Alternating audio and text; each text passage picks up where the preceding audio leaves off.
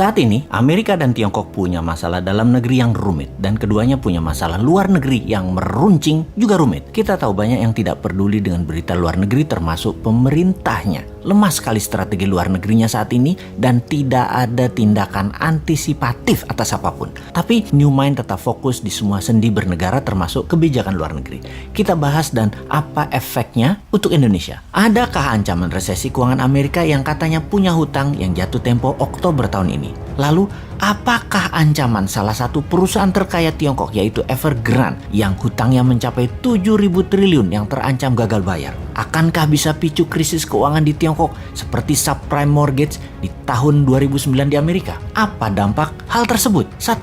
Melemahnya ekonomi Amerika dan Tiongkok kah? 2. Menurunkan kebutuhan komoditas impor seperti baja, nikel, besi, batubara, dan lain sebagainya? 3. Agenda investasi kedua negara tersebut untuk Indonesia bisa tertunda atau dibatalkan. 4. Menurunnya harga komoditas akan menekan harga ekspor Indonesia. 5. Sentimen negatif terhadap pasar modal. Mungkinkah? Jadi bagaimana kita melihat hal itu semua? Kita urai jawabannya satu persatu. Evergrande tidak akan sistemik, tidak akan seperti subprime, pasti akan dibantu pemerintah Tiongkok, tapi juga dijadikan sebagai collateral damage at the same times. Tesis common prosperity atau sosialisme garis keras akan berlanjut dengan beberapa penyesuaian atas beberapa tesis yang tidak nyambung dengan tujuan jangka panjang Tiongkok. Salah satunya kripto yang sudah mulai dilarang di Tiongkok selain mengambil sebagian kekayaan orang kaya di Tiongkok. Capital flight sudah dan akan terus terjadi dari Tiongkok dan Hong Kong. Beneficiary-nya atau yang diuntungkan justru Singapura dan Malaysia. Ini yang di Asia Tenggara, bukan Indonesia. Di Singapura sudah sulit saat ini untuk cari Rolls Royce dan properti lux karena sudah diborong oleh orang Tiongkok dan orang Hong Kong yang hijrah. Mereka juga sudah banyak yang mendaftar untuk jadi PR atau permanent resident dan warga negara Singapura. Jadi kita detailkan untuk menjawab pertanyaan.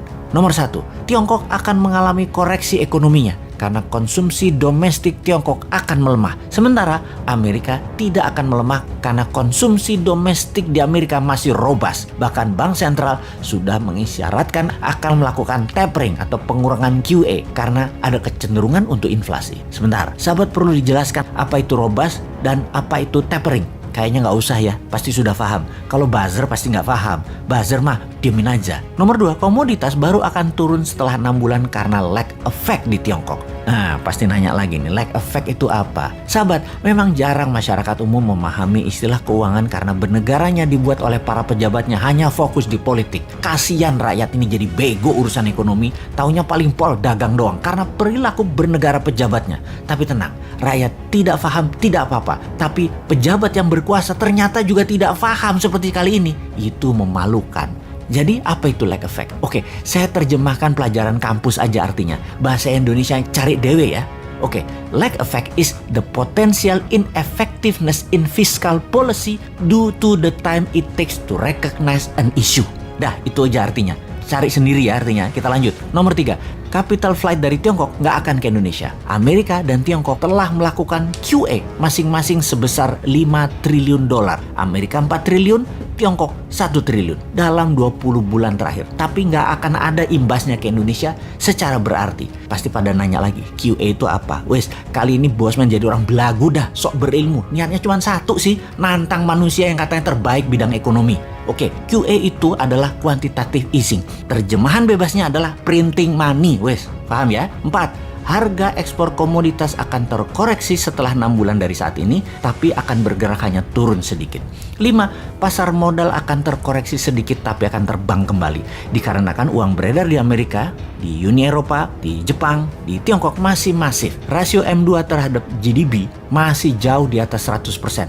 Jumlah M2 masih di atas US dollar 100 triliun. Ini akan terus mempengaruhi pasar modal secara positif dan kebanyakan akan dialokasikan di tesis-tesis abad ke-21 seperti teknologi, nanoteknologi, AI atau artificial intelligence, bioteknologi, robotik, dan spaceship dan lain sebagainya. Tidak akan invest di Indonesia kecuali nyedot sumber daya alam seperti sekarang yang rakyatnya nggak dapat apa-apa, negaranya nggak dapat apa-apa, pejabatnya dapat dong, mosok tidak.